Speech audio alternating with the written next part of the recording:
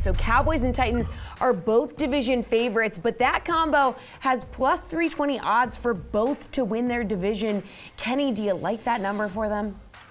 Not really. I mean, look, I'm kind of worried about the Colts here. I think almost every parlay that we have offered has the Tennessee Titans winning the division in here.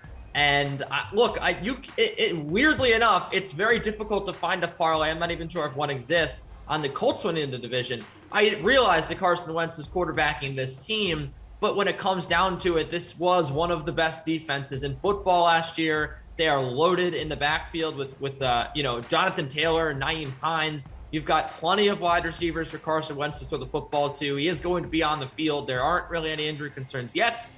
There were earlier in the preseason.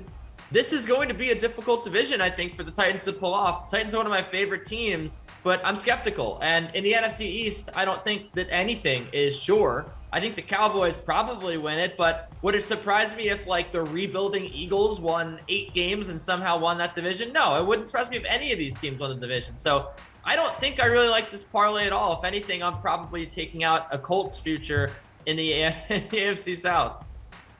All right, AJ, what do you think?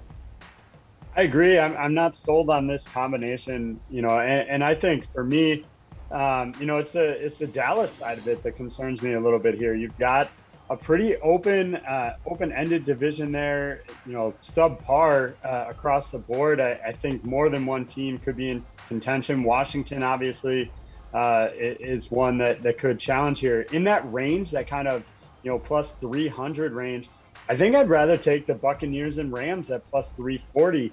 Obviously, I think Seattle's probably the favorite to take that division, but I think LA will push them for it and could challenge. And then you've got the Bucs, who I think are pretty certain to take their division as well. So I'd rather go that route, just because, to Kenny's point, there could be an argument to be made that the Titans could lose the division, and I'm not sold on Dallas either. So in that 300 range, that's where I'm looking, Buccaneers and Rams.